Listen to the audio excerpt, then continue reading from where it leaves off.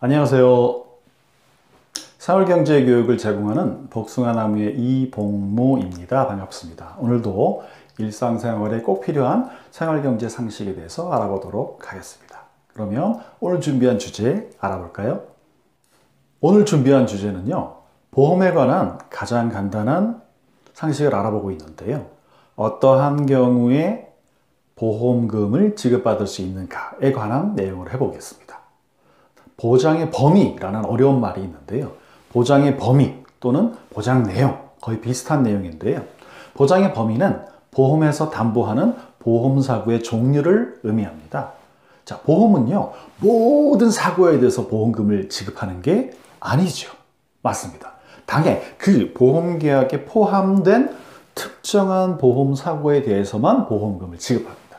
자, 그렇다면 본인이 보험의 경우에 어떤 경우에 또는 어떤 명목으로 보험금을 지급하는지 알고 계신지요? 특정한 보험사고라는 건요, 보험의 대상이 되는 공통되는, 다른 사람과 공통되는 위험에 관한 겁니다. 자, 대표적인 공통 위험에는요, 질병, 병이 든 거죠. 또는 상해, 다치는 거죠. 또 사망, 돌아가시는 거. 이런 것들이 있습니다. 자, 이런 위험에 대해서 그러한 보험사고가 발생하면 보험은요, 금전적인 보상을 해줍니다. 구체적으로는요, 그 명목으로는 진단비라는 명목으로 보험금을 지급하거나 수술비라는 명목이 될 수도 있고요. 입원비라는 명목, 실손 의료비 등의 명목으로 보험금을 지급하게 됩니다. 따라서 각 보험사고별 또는 보상 명목별로 정리를 하면 아래의 표와 같게 되겠습니다. 보상 명목에는 진단비, 수술비, 입원비, 실손의료비 등이 있고, 각 보상 사고에는 질병으로 인한 경우, 상해로 인한 경우, 사망으로 인한 경우가 해당되겠습니다. 자, 어려운 말들이 반복되고 있는데요. 간단히만 알아보도록 하겠습니다. 상해라는 말인데요. 상해라는 말의 정의는 급격하고도 우연한 외래의 사고로 인해서 신체에 입은 손상이라는 증명을 갖고 있습니다. 어려운 말인데요. 급격해야 되고요. 우연해야 됩니다. 그럼 일부러 상해를 일으키면 보험금을 탈 수 있을까요? 없을까요? 안 됩니다. 그런 의미가 되겠습니다. 자, 그리고 재해라는 비슷한 말이 있는데요. 재해란 말은 약관에 규정된 재해 분류표에 나와야 되고요. 그리고 우발적이고 외래의 사고에 의한 손상이어야 됩니다. 여기서 말하는 재해는요, 우리가 4대 보험에서 얘기하는 산업재해하고 비슷하다고 생각하시면 되겠습니다.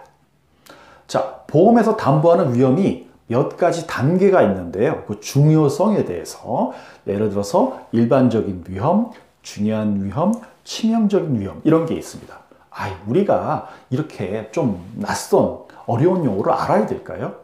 이런 용어를 우리가 구별할 수 있어야지 내가 가입한 보험의 보장 범위를 이해하고 또 보험을 가입하는 우선순위를 정할 수 있는데 도움이 되기 때문입니다.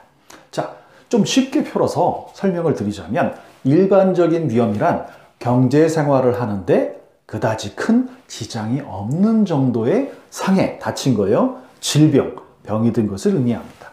예를 들어서 회사에서 체육대회를 했는데 축구를 하다 발목을 다쳤어요. 그래서 병원에 가서 치료를 하고 토요일, 일요일 쉬고 월요일에 출근을 했습니다.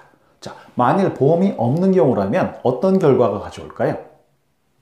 네, 통장 잔고가 줄어드는 결과를 가져옵니다. 일반적인 위험이 그렇다는 거죠. 자, 이번에는 중요한 위험입니다. 중요한 위험이라는 것은 경제생활을 하는데 상당한 지장을 줄 정도의 위험입니다. 자, 예를 들어서 회사에서 건강검진을 하라고 해서 받았는데 초기 암 진단을 받았어요. 그러면 중요한 위험에 해당합니다. 만일 보험이 없는 경우라면요, 어떠한 결과가 생길까요? 통장 잔고를 거의 써버리거나 또는 외부에서 돈을 빌려야 하는 경우가 생길 수도 있다는 거죠. 이것이 중요한 위험에 관한 내용이었습니다. 세 번째는 더 심각한 경우인데요. 치명적인 위험이라는 내용입니다.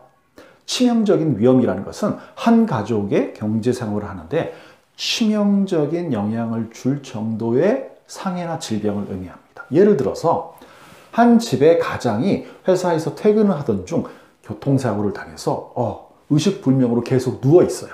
자, 그렇다면 이것은 치명적인 위험에 해당합니다. 만일 보험이 없는 거라면 또는 외부에서 원조가 없다면 가정경제가 어떻게 될까요? 돈을 버는 분이 돈을 못 벌고 거꾸로 병원비로 큰 돈이 들어간다면 파산하는 결과가 올 수도 있는 것이죠. 자, 그렇기 때문에 보험을 가입하는 데 있어도 이런 단계를 알아야 무엇을 정하는 데 도움이 된다고요? 우선순위를 정하는 데 도움이 됩니다. 자, 보험을 가입할 때 고려할 위험 그리고 특징을 알았다면 이제는 한 가정의 특성에 맞춰서 보장 범위, 보장 내용을 구성을 하되 우선순위를 정해서 결정해야 된다고 말씀을 드렸습니다. 예를 들어서 특정한 암에 관해서 꾸준히 그 가족들이 가족력이 있는 경우라면 어떻게 될까요?